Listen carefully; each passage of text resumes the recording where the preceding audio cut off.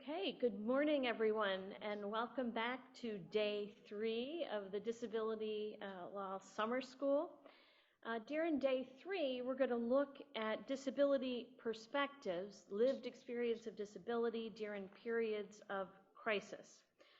We have a focus on, of course, climate crisis, armed conflict, and health crisis.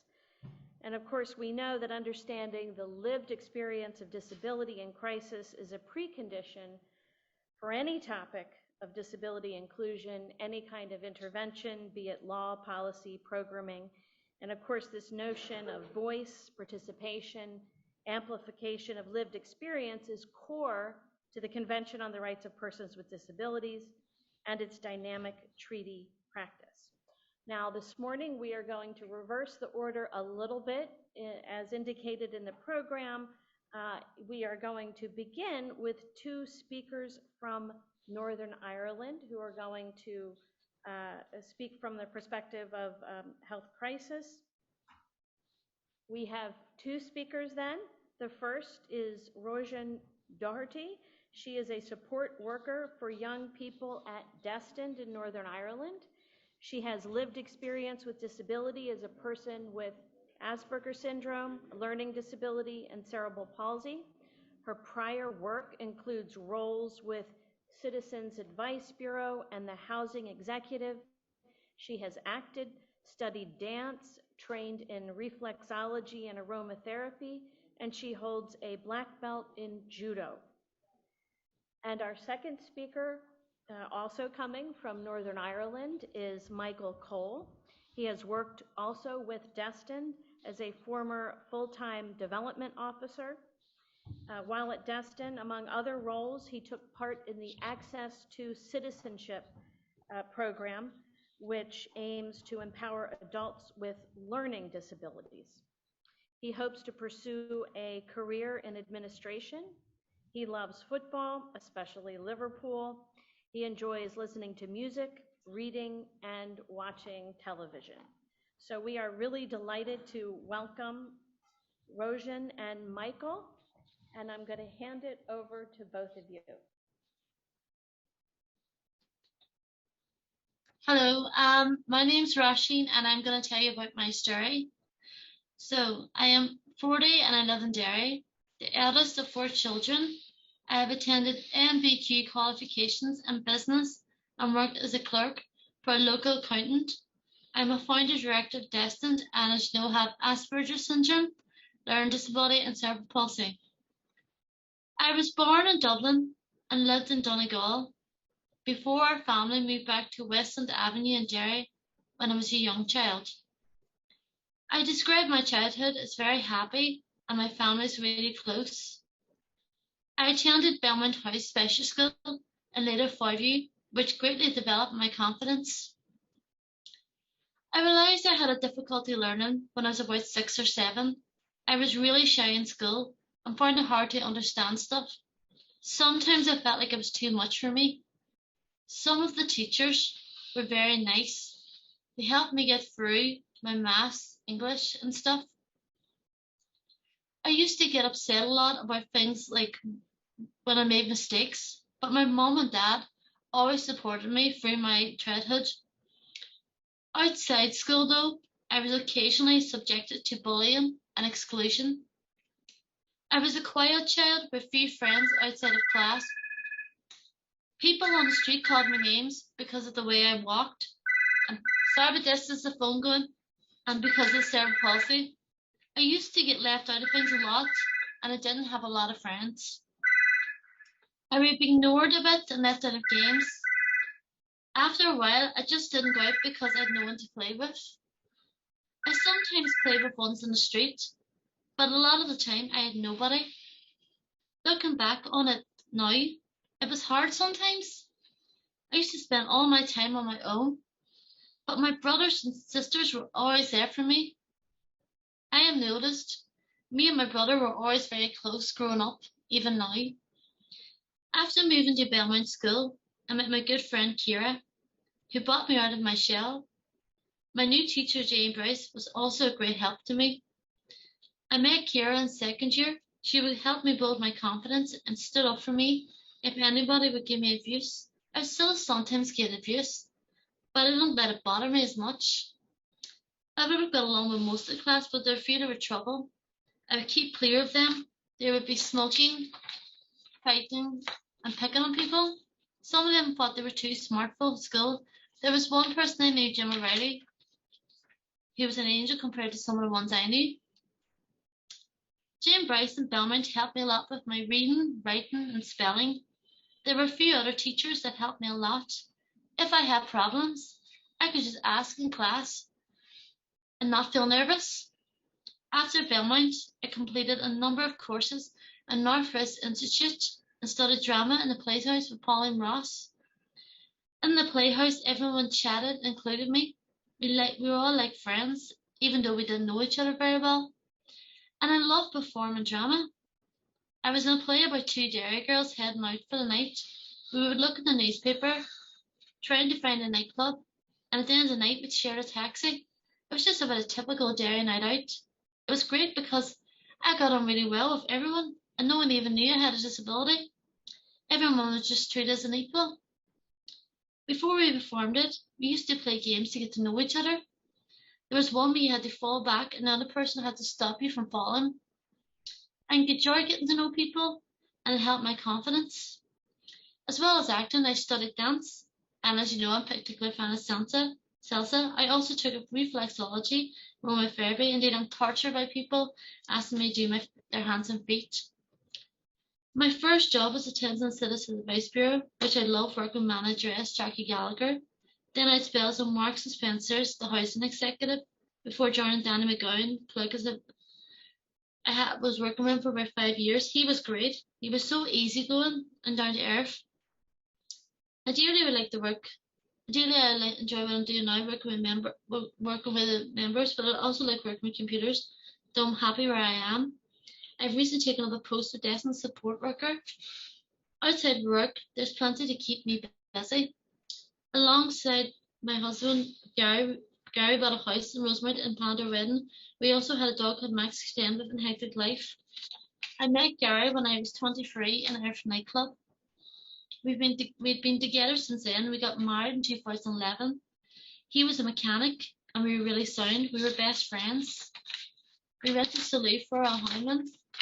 I'd like to go to America. We'd also really like to go to America. We have cousins in LA and have been there twice. I don't know if we'll have children. If I have problem with children, probably not. He had lots of nieces and nephews, and we had dogs. I don't mind being an auntie for a few hours and then leaving them back. I was nervous telling Gary about my disability. Some people just don't want to know, and it's hard to explain to someone when you have a disability. It's very difficult to find people when you're different. But Gary was a very nice person and sees me as friends to me. His friends too don't see the disability. I'm just rash. Some people talk down to you and be patronising, but Gary and his friends are no bother. I went out with boys before Gary. One of them broke it off with a text message. It's over. That was cold. Like most young people, we enjoy pubs and clubs, including our local The Phoenix. We also enjoy going to the pictures, dancing, throwing the odd party in the house, and sometimes just chilling out. Plus, of course, there's a nightly dog walking. Our interests differ dramatically, however, when it comes to cars and fashion. He's into cars and I'm not. I can't drive, but I'm learning to drive. But I also want to learn to cycle. Then I talked to him about fashion, looks to me like I have two heads. Unfortunately, Gary passed away in 2020, just before COVID-19. Restrictions over a heart attack. He was 38 years of age. I was very lucky to have a proper wake and a funeral just before the lockdown. Facilities and support with people with learning disabilities has improved over my lifetime, but there's a long way to go. Some things still annoy me, like people talking down to me. I still notice that sometimes they talk like you can't understand stuff. When I was younger, some people would ask my mum and dad, "How's Roshan doing?" And I'd be sitting there thinking, "Why don't you talk to me?" I felt like they thought I was my disability and not me. I felt invisible sometimes. I think it's good nowadays because there are groups like Destin. It's easy to get a work experience, get people to do jobs. It gives you more confidence. I am now employed by Destined as a support worker for young people. I also took up judo 11 years ago and recently achieved my black belt. And I'm also now a referee. On the weekend, I just got my refereeing. So I'm the first person with disability in the Northwest who's a referee. I found it hard growing up because of my learning disability, and people made fun of me. I got more confidence over the years because of certain people in my life. I think it was unfair how people treated me, just bullied me because they didn't know me. I got very upset, and I used to go home crying sometimes. One time when I was young, I was bullied, and I had to go to my mom and dad because they wouldn't leave me alone. It just made me stronger now. I just think of all those people and they'll say, look at me now, I'm happy now. Thank you, everybody. Thank you for listening. That's okay. My name is Michael, and I'm going to tell my story. My name is Michael Cole. I'm 47 years old, and I was a former full-time development officer with Destined. I currently live with my brother in the Glen Abbey area of Derry, but I intend to develop the skills to live independently. My childhood was good. It was full of good times and relatively happy memories. My parents got divorced when I was about 4 years old, but I got on well with my mother most of the time. The first primary school I went to was Stalestown Primary School. I don't remember much about it as I was only 5 when I left. Unfortunately, I was seeking a lot of attention from the teachers, and they thought I would be better off at Belmont House Special School, which is now RDC. When I was growing up, I didn't really like the idea of going to Belmont because of the reputation it had for being a school for people with disability. I just wanted to be like everyone else. I go to a mainstream school. I know now that while I might have learned more at a mainstream school, I would have been bullied a lot more. I was even bullied at Belmont. Some of the boys thought I was too soft and pushed me about a bit, and it was hard to get it stopped because the teachers thought I was provoking it. I was hurt, and there were times I wanted to lash out, but I knew as I got older that sort of behaviour would just get me into trouble. If I'd gone to Clare Hill or any other school, though, it would have been much worse. While a teenager, I spent 2 years at Greystone Hall boarding school in Limavady, which I enjoyed. But then I found being away from home 5 days a week was too much, and I persuaded my mum to move me back to Belmont. During school holidays, there were times when I felt excluded and isolated. I really admit that I acted badly to rejection, and people picked on me in turn. I felt that while my friends were happy to play football with me, when it came to other things, I was left out. Well, like when I was talking about girls, they would say, don't say things like that in front of him. At the time, I didn't realise I was any different from other people. If they were going out on bikes up at Planton, they would make sure that I didn't know where they were going.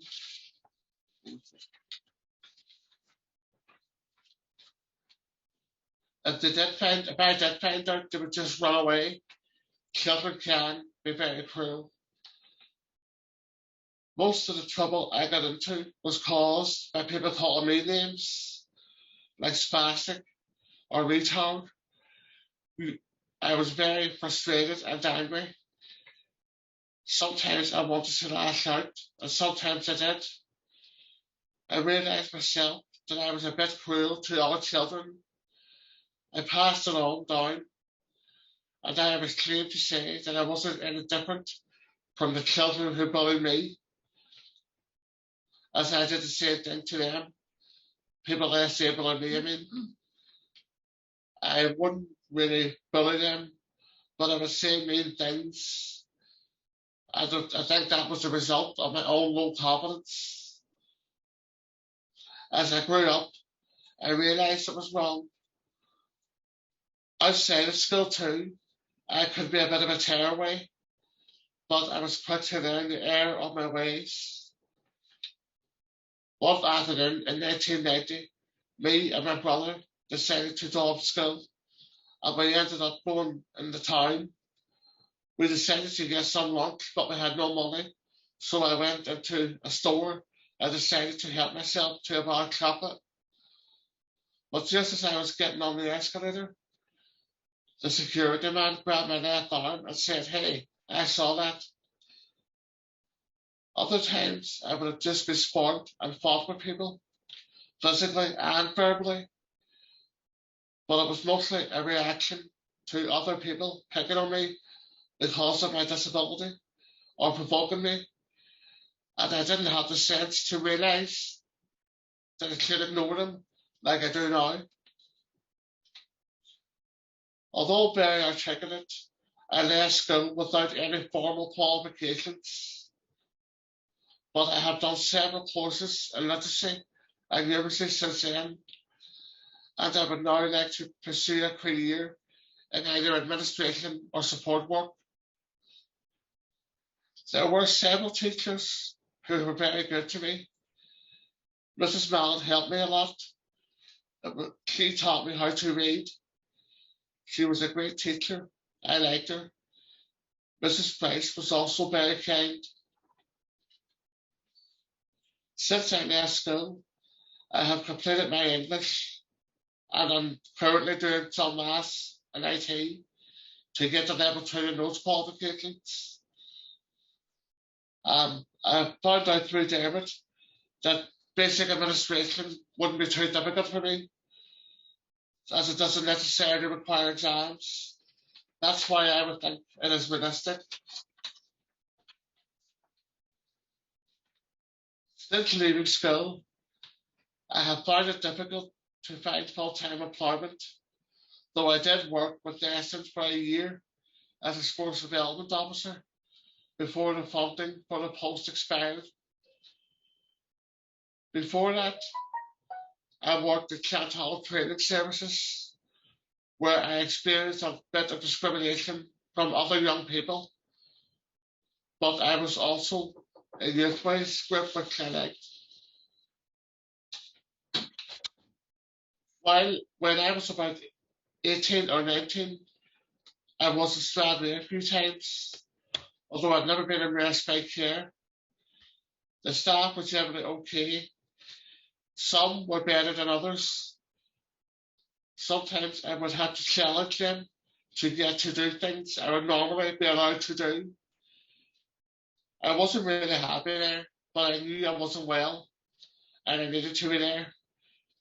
As I was a volunteer patient, it wasn't too much trouble when I tried to get out. The last time I was in was 2007. I haven't really been on well since then, so I think it's clear that I'm on the mend. My involvement in Destin has been extremely beneficial to my confidence. When I was at school, I didn't want to believe I had a disability, but at that age you don't. As the years progressed, I accepted it. I realised there was nothing to be ashamed of. Since I came to Destin, I have been a lot more confident and a lot more accepting of my disability. I haven't been lonely since I joined Destin, although before that I would have been lonely a lot. Destin has made a significant difference to my life. I am getting out more, doing more things, and going more places. I have even delivered speeches in the City Hotel and the Guildhall, which I wrote myself. I would go out with Destin members from time to time to the local bars.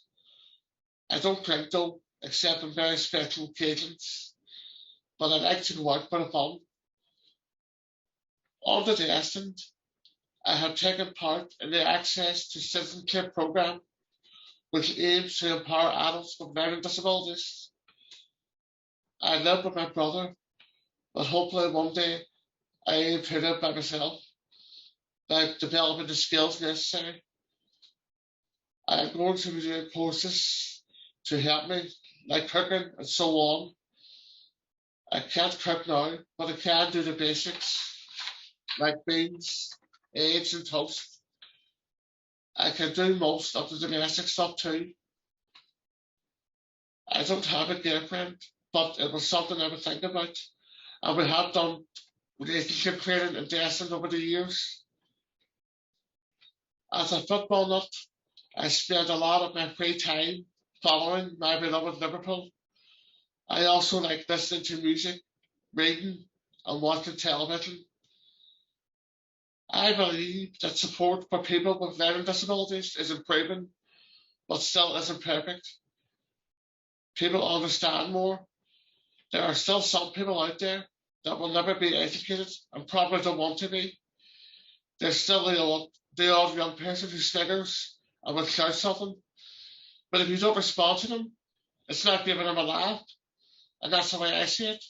Thank you.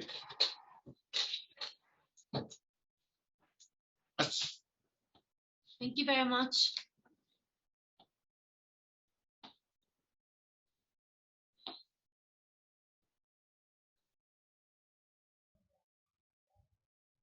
Okay.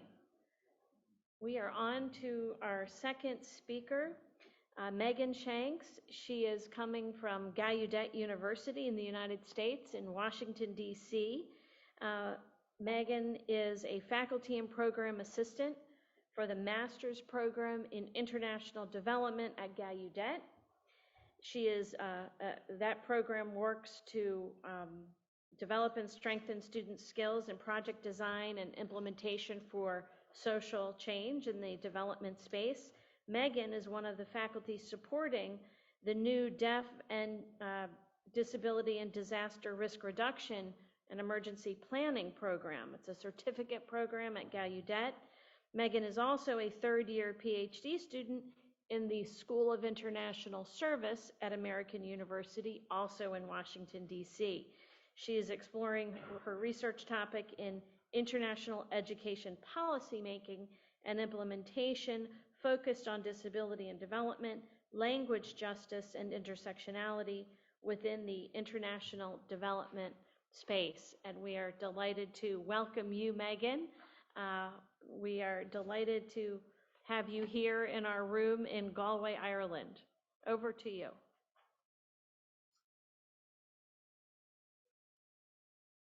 Well, thank you. Thank you, Janet, so much. I'm really pleased to be here and honored to be able to speak today with all of you here. I'm really happy to be able to remotely be here. I am based in Washington, D.C., working here at Gallaudet University. Today, I will be presenting on deaf leaders and deaf leadership. I will speak to deaf leadership before, during, and after emergencies and disasters.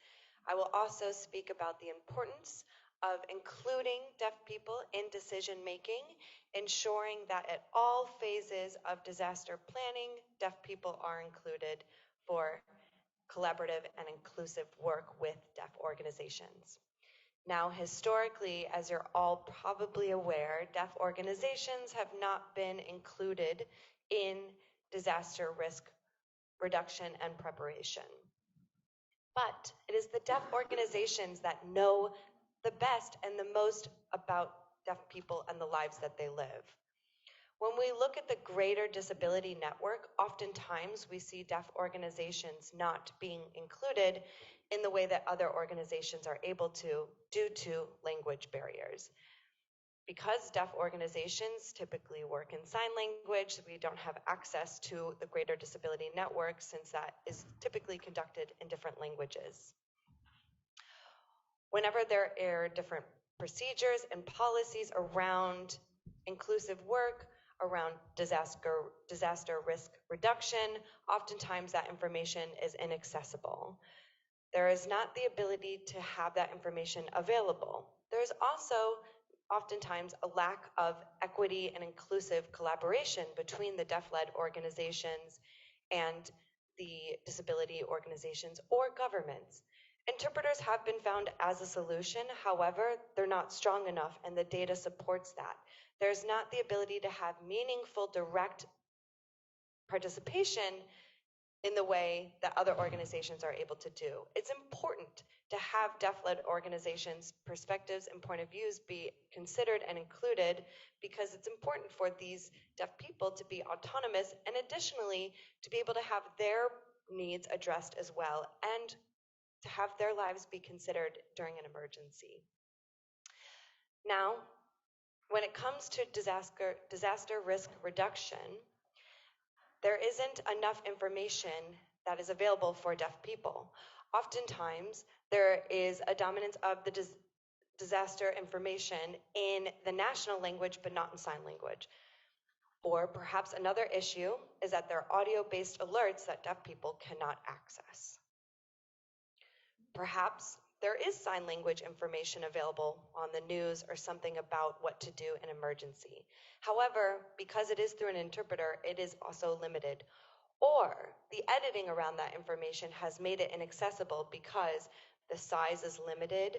Maybe it's a speech bubble, and maybe the speed is too fast for people to be able to access the information. Another issue is around captioning. Oftentimes it can be too fast, or there's too many errors that limits the ability to comprehend. If there is a sign language interpreter available, perhaps there's not enough training for the interpreter to be able to provide the necessary information when a disaster hits. They don't have the training to be able to convey in sign language the best way for deaf people to know what to do in an emergency. I will now share two examples from literature and from actual experiences. The two countries that I will focus on for these two examples are Japan and Vietnam. The first country I'll bring you to is Japan, and the information that we've gathered is from the Kobe Deaf Association. Now, the Kobe Deaf Association was able to leverage their network to find out what the lives of their members is like and how their lives were affected during the earthquake that impacted the region, the Kobe region. What they found is that the mortality rate of deaf people was higher than the hearing population. And in fact, they had a 0.7% mortality rate compared to the deaf people or the hearing people in that region, which had a 0.17% mortality rate. So you can see the difference that there was a higher mortality rate in the deaf population versus the hearing population. Significantly so, and part of that can be inferred that it was due to a lack of consideration that there wasn't accessible DRR. Now to bring you to Vietnam. In Vietnam, there isn't DRR information, training, anything like that available in sign language. However, there is a 30-minute newscast available every day, and there is one broadcast in the north and one broadcast in the south. So for 30 minutes, one time a day, and that's it. The information is a news broadcast. It's available in sign language. It might address some emergencies, but not in depth.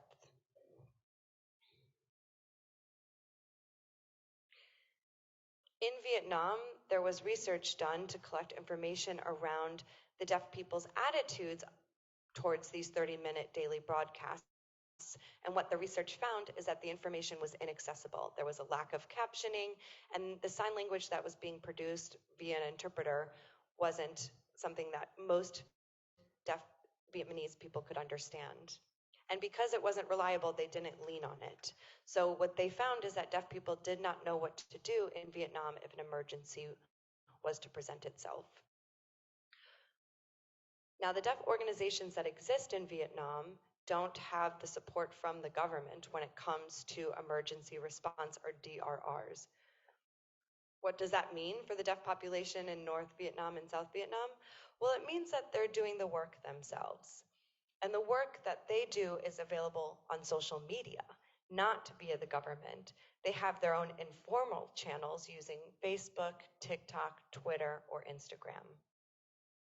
Now, there's one deaf association that has created a center called PARD, and that stands for the Psychoeducational and Applied Research Center for the Deaf. And people call that PARD. And PARD is located in Ho Chi Minh City in Vietnam. Now, for the past 2 years, PARD has become the de facto center for all critical information that has become accessible and available to the deaf community. If there's a disaster, if there's a need for information, if there's any kind of procedure put in place regarding how to ensure that deaf people in Vietnam have safety, it is done through PARD. PARD has created different informational materials such as videos in sign language, and also they have information available with captions if it's in Vietnamese, and the most importantly, it is deaf-led. As a deaf person myself, I have lived experience as well through different emergencies and disasters. I was living in Louisiana during hurricane season, and I have experienced a hurricane myself. I have experienced an emergency, and I have experienced the lack of access, the barriers that there was for me to access any information. What I found myself doing is relying on family members such as my mother because I did not have direct access to DRR information myself. Sharing these stories, I hope you all take some takeaways back to your work after my presentation today.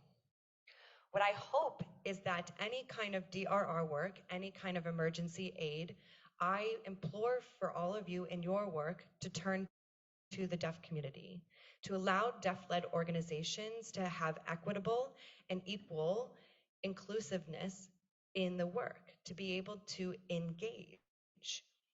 Oftentimes, deaf-led organizations don't have direct access to the government. They're overlooked by disability network organizations. That needs to change. I'm here to tell you today that deaf organizations know where the deaf people are.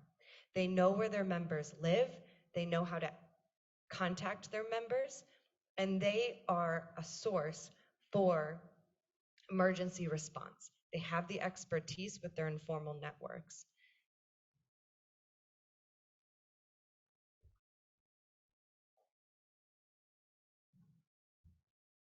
So most countries have included the Sendai framework or the IASC, and these countries have agreed to have access when it comes to emergency response in sign language. Great, it's on paper. But what does that mean in practice? The Sendai framework or the IASC recognizes the importance of sign language, but there's no organizational structure outlined to help these countries be able to implement it in their own country's work. So there's recognition, but there's not action. There needs to be translation of this information in sign language done by deaf people, not via interpreters. So that way the information can be shared in direct communication in their native language by a native user of that language. I also encourage you to think about translating your work and your information in accessible formats for deaf people, such as videos in sign language versus written communication. Provide subtitles if necessary. What we see in emergency planning is that there isn't training for those emergency response staff, officials, workers to engage with deaf and hard of hearing people themselves. An interpreter is oftentimes provided as a solution, but it's not direct communication. We need to see deaf leaders in these spaces. We need to see deaf staff, deaf officers, deaf workers working in emergency response.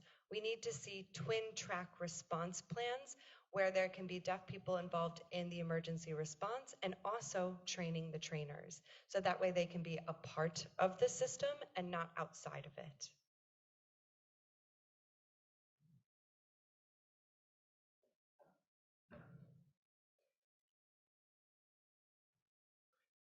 So what we see in emergencies is that deaf people are doing the work themselves. They are doing it on a volunteer basis. Their organizations are based on their membership support and not the government support. This is work that they're doing on their own. They have self-created training. They do it on an ad hoc basis, and that's not sustainable. They need to be recognized for their work. They need their work to be included in the general overall emergency response plans, and they need to be paid. Ultimately, deaf people know how to engage with their own community. And that's why it's important to leverage and to include them in their knowledge and the work that they do. This is part of the reason why we have GADRA, the Global Alliance for Disaster Resource Acceleration, partnering with Gallaudet University, a university for the deaf that has deaf leadership. So that way we can have deaf leaders be contributing equitably and be paid. That's what's so exciting about the Global Alliance for Disaster Resource Acceleration. This is a disability-led network where people can work together, include deaf-led organizations, and come together to make decision-making be inclusive. Also, to share, the World Federation for the Deaf just developed their own disaster risk reduction expert group. And so now the World Federation for the Deaf has their own working group that can work with the world on disaster response. Thank you for your attention.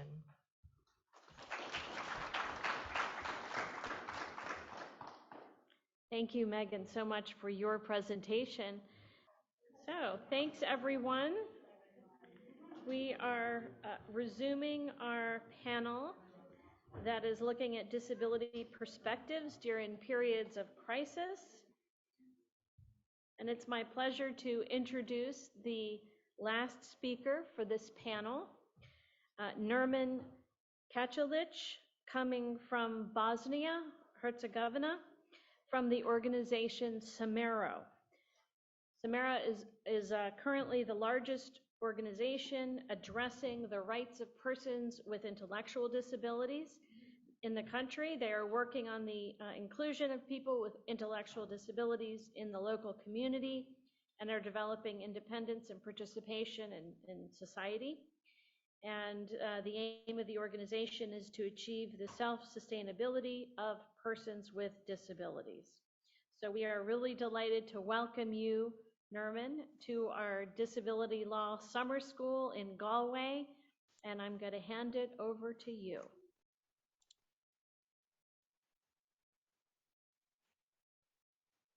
Thank you. I hope I can be heard well. My name is Nermin, and I'm very honored to be present here today with you. I want to thank all previous speakers and all persons who have actively participated in the Disability Summer School. It was very useful to hear all those storytellers by experience.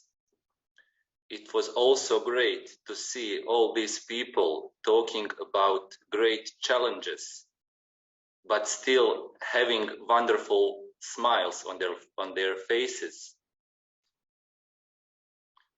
That is a great confirmation that people gathered by Disability Summer School are very motivated, and they are the main force of positive changes and finding and introducing solutions for marginalized groups, especially for people with disabilities in a time of crisis. I come from Bosnia and Herzegovina.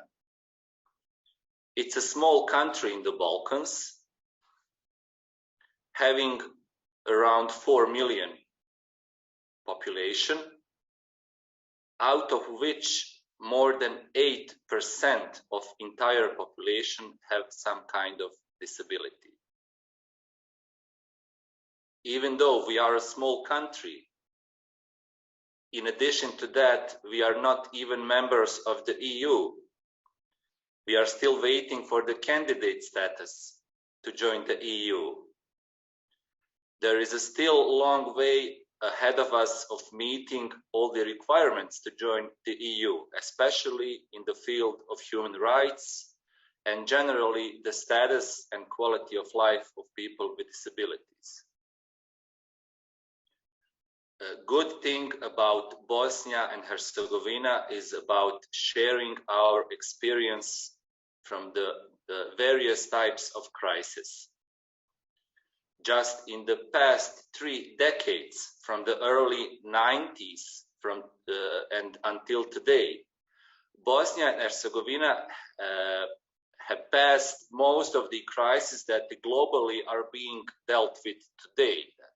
That the global scene, governmental and non-governmental, is seeking for solutions. I was at the age of 5 when the war started in Bosnia and Herzegovina. And I have spent 4 years of my childhood in a sieged city, in a wartime setup. I will try to use my available time at the Disability Summer School to be a storyteller of a backstage of such setups. The war conflict in Bosnia and Herzegovina ended in 1995. It was just the period before internet revolution. So if we make some kind of comparison with the nowadays conflicts, there was an obvious lack of communication channels. There was a great challenge for all those sides, especially for the international community, willing to intervene, to have reliable data from the field. There was just lack of communication. Basic setup that represents the greatest challenge for people with disabilities, especially in transition countries. Countries in the Balkans, they have a very similar setup of social welfare system. And some other countries in the Europe that have similar social welfare systems. The main challenge is institutional setup of social welfare.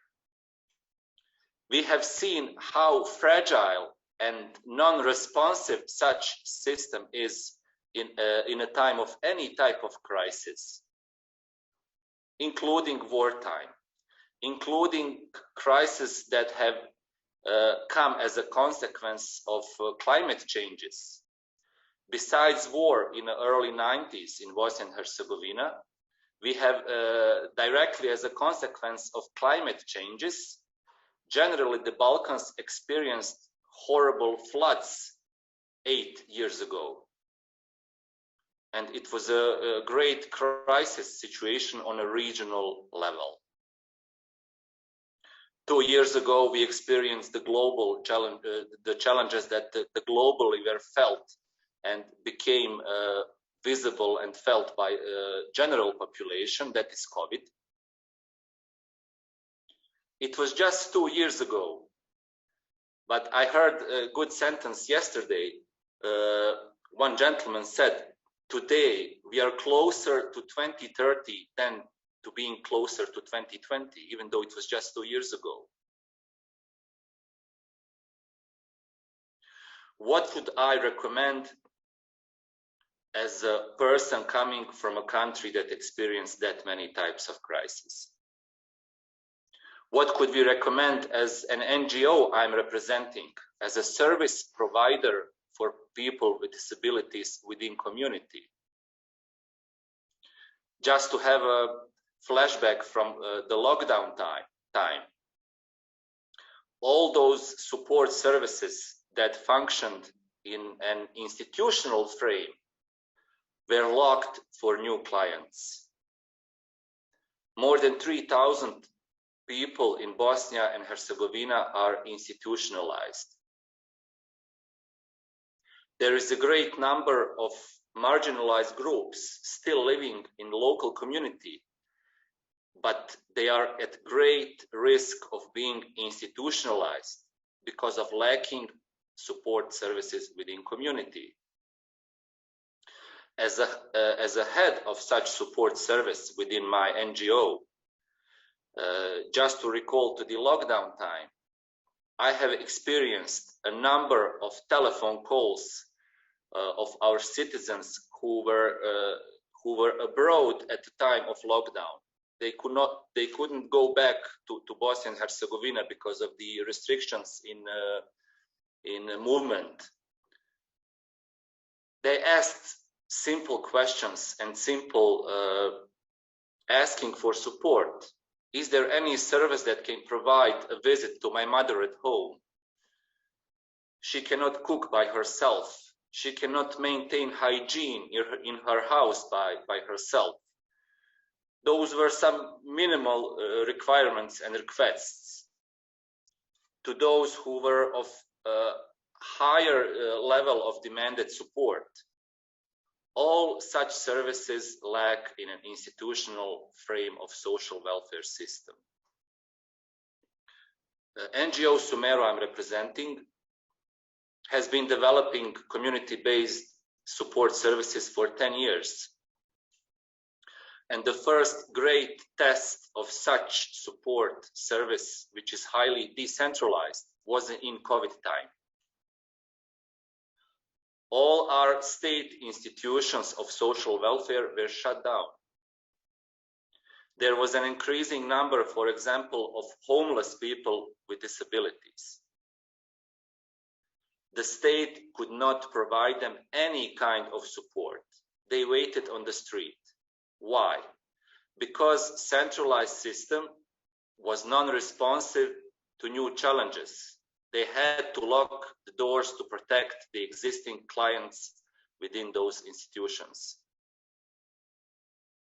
The centralized system of support has shown to be functional in the type of, for example, health crisis such as COVID.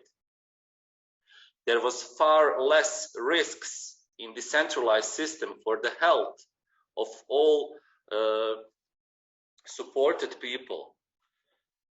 We had many cases of COVID within the housing communities, but because it was highly decentralized, it did not jeopardize other people. Comparing with the elderly homes or orphanages, where there was a great risk when only one case of COVID would appear.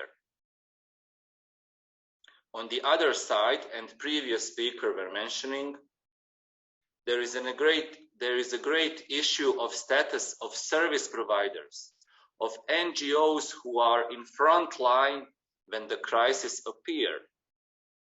We can see such situation today in Ukraine, where NGOs are probably the most reliable source of information for international partners and those who are involved in finding solutions and support. Such efforts of NGOs, unfortunately, are not sufficiently recognized by the state. We are partners of the state, but we haven't seen additional support for us as a service provider to provide additional accommodation, to increase our mobility, to empower our communication channels, to introduce some assistive technologies and digital solutions. What we would recommend from Bosnia and Herzegovina to whole Europe is to use fresh experiences from the fresh crisis to be prepared for even worse case scenarios.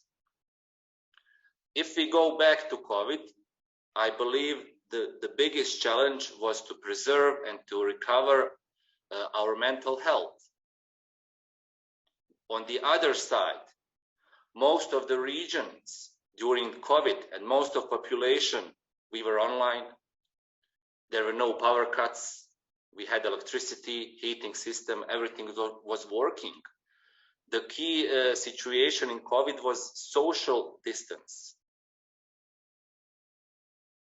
There was an unfortunate situation in Croatia in May 2020, when in the middle of lockdown, they had terrible earthquake. What would happen if at the time of COVID, one country for a longer time stayed, for example, with power cuts, with no internet connections?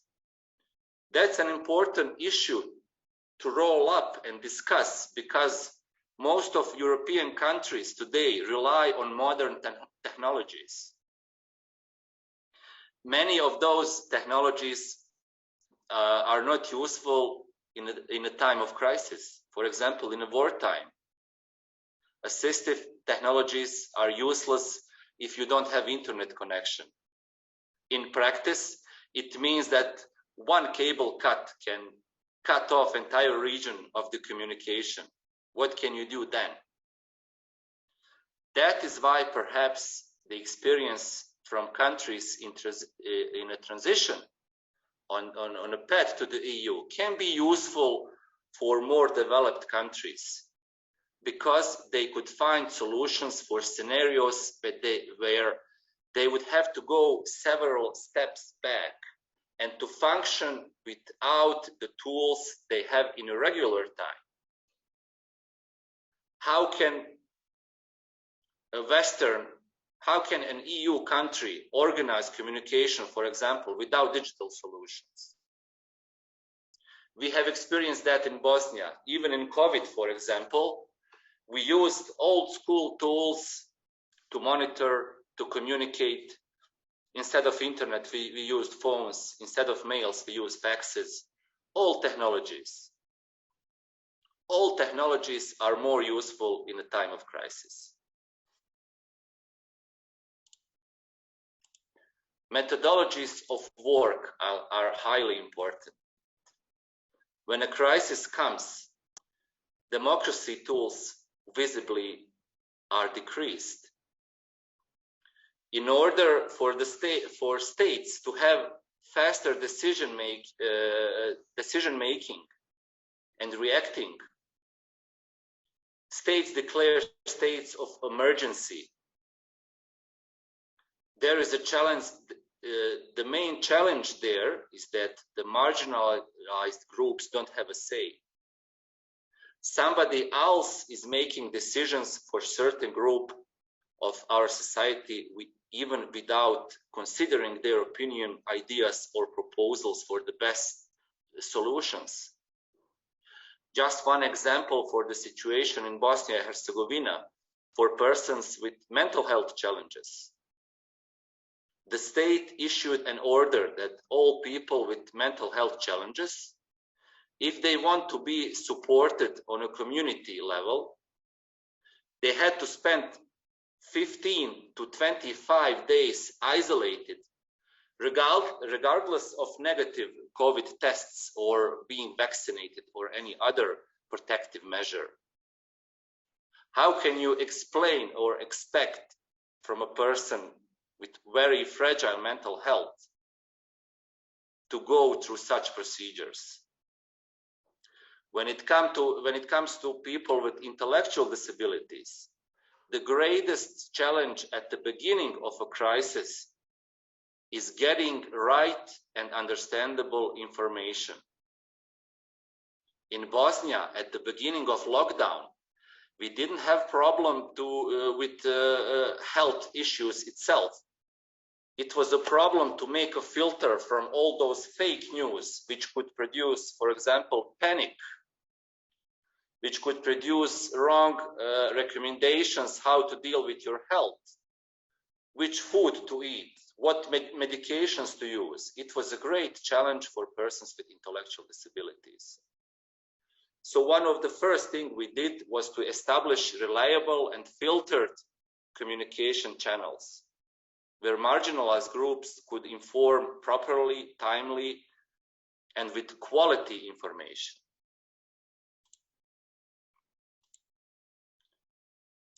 In the backstage of the whole story with the crisis is that it does not stop when the main thing of crisis ends. Issues in Ukraine, problems won't stop when the war conflict stops. Post-war period is the most challenging for marginalized group because the state and general society is dealing with some other problems that are a joint thing. And the marginalized groups become even more marginalized. So my final words would be a recommendation, especially for students who go to various researches, who are treating this topic from the scientific point of view, as future experts. Please consider as well non-EU countries as a good source of replicable and transferable good practices and solutions for the times of crisis. Thank you very much for listening to me.